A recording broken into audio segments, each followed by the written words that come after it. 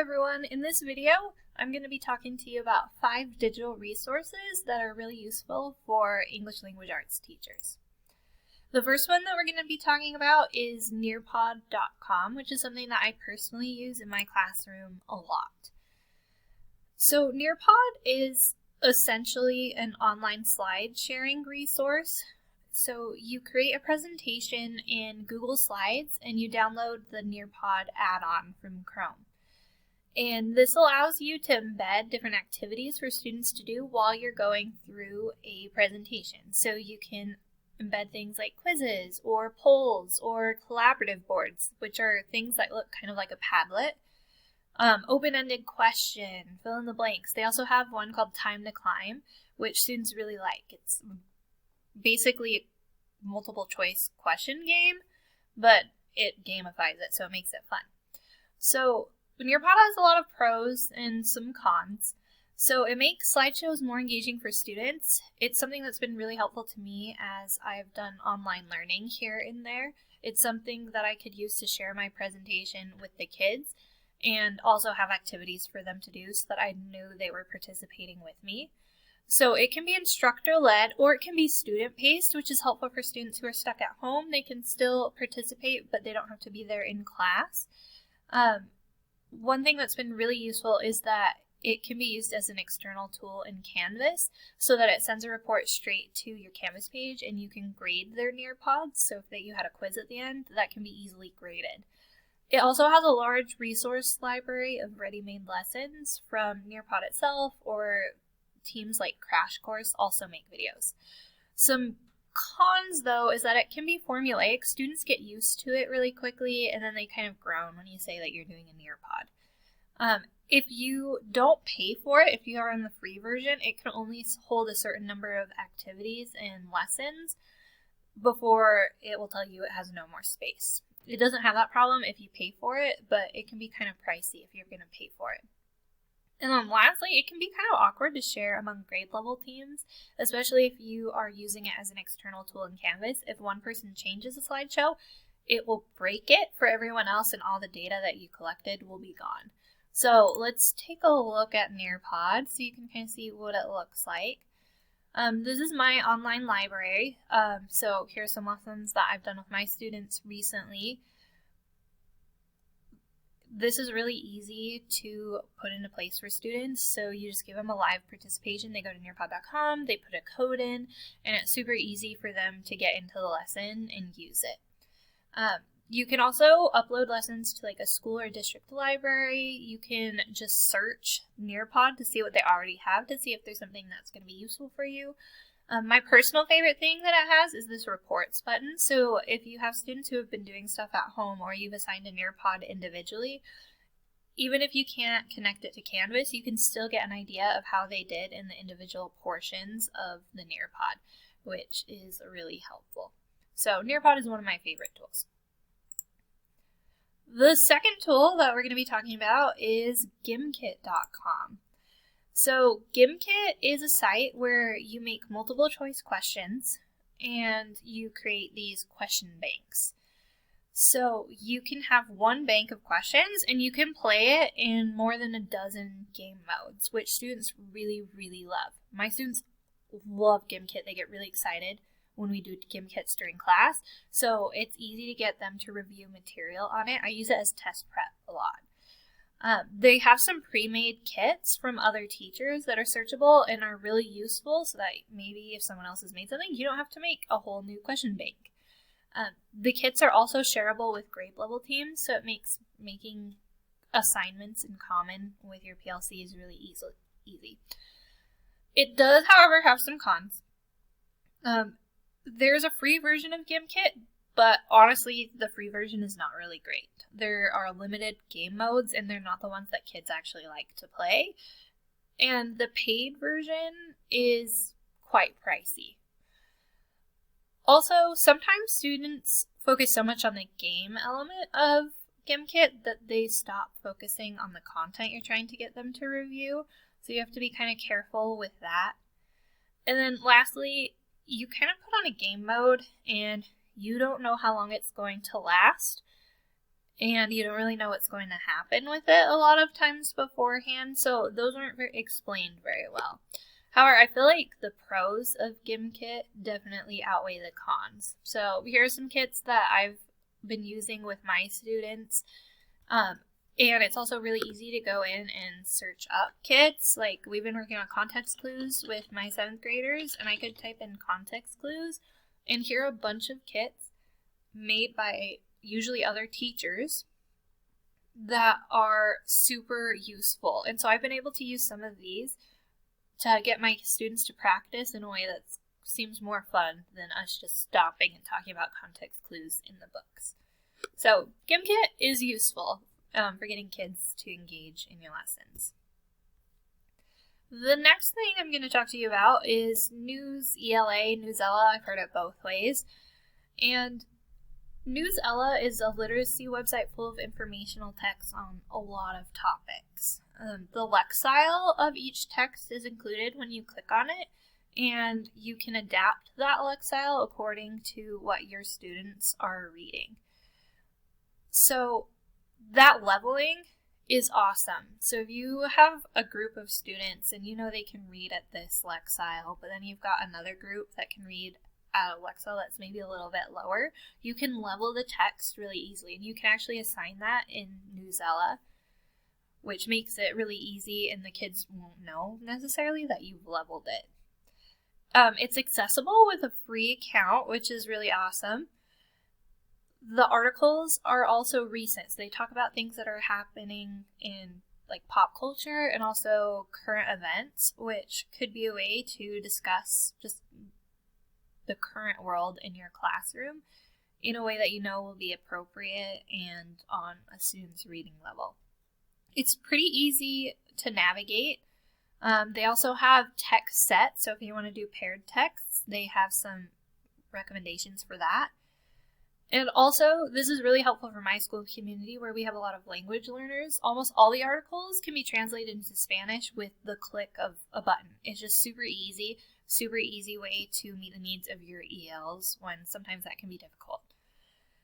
Newsela does have some cons though. One of the biggest ones that's been mentioned in my grade level teams is that it is biased. It definitely leads a certain way. A lot of teachers have described it to me as being more liberal, and those are the kind of articles that you're going to find. So you'll definitely want to pair articles you find with Newsela with something else that leans maybe a little bit of a different direction, but it could be a valuable experience talking to students about how not every news source is going to be totally objective. Also, sometimes the articles are overly simplistic. Maybe you're trying to find an article that addresses both sides of an issue. That can be hard to find. And so that can make the articles a little bit less useful.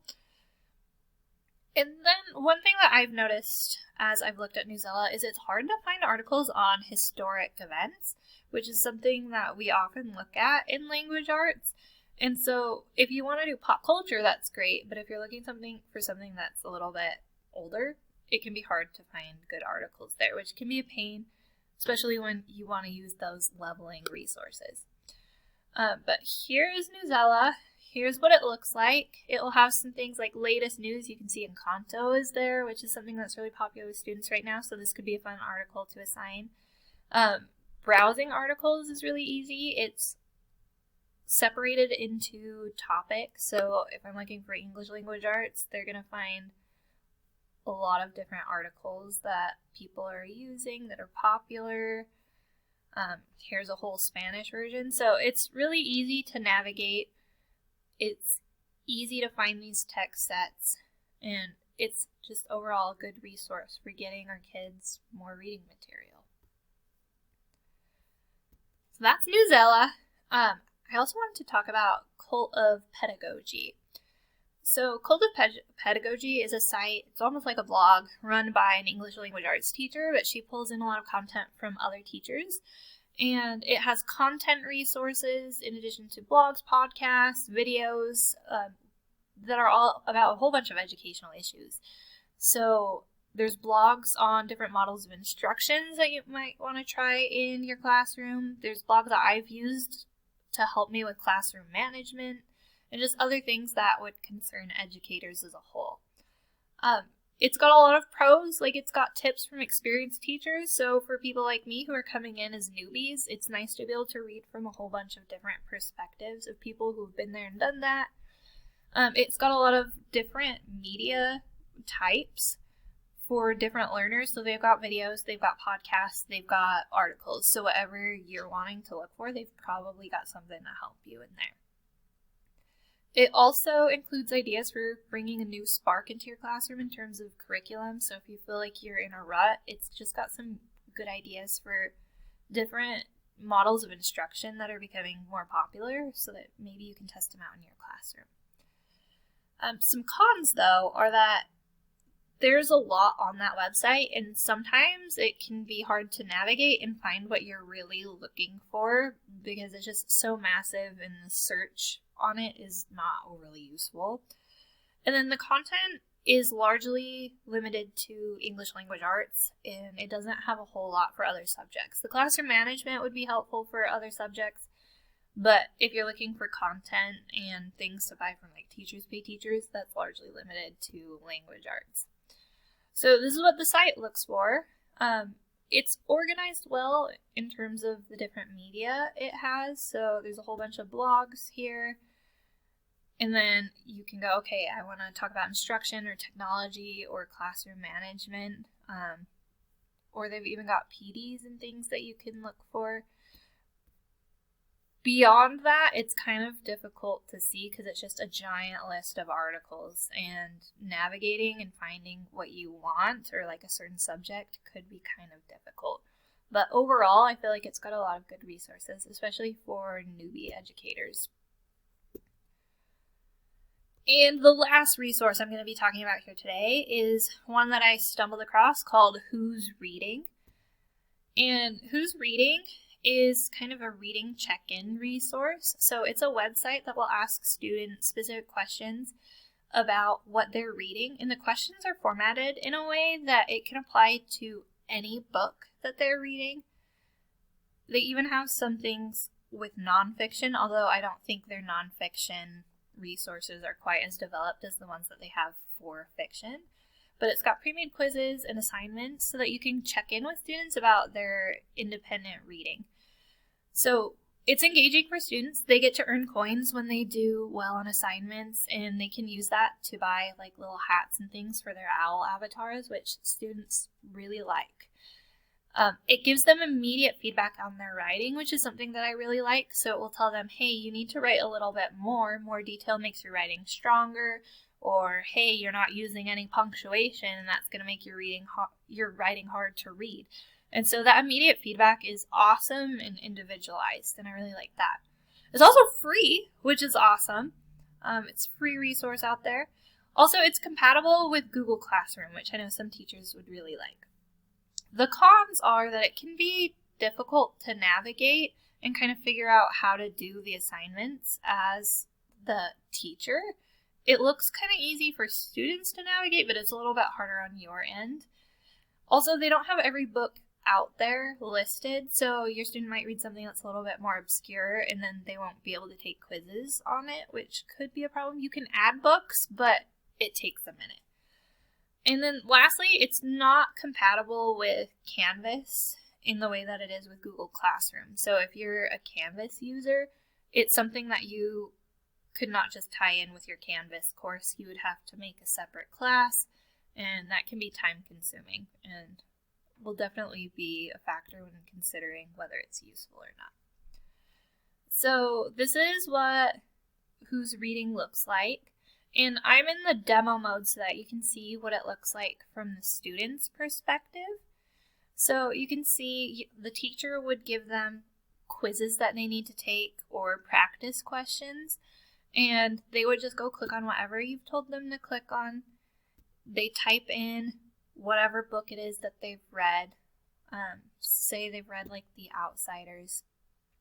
Then it's going to have a couple of different question options that they can choose from, which is also really great.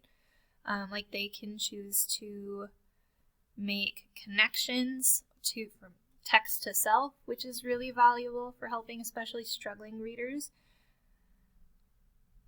it could ask about, this one's asking about setting. It just has a variety of things. These 4 are not the only kind of questions it asks. It just changes it up according to what students have done.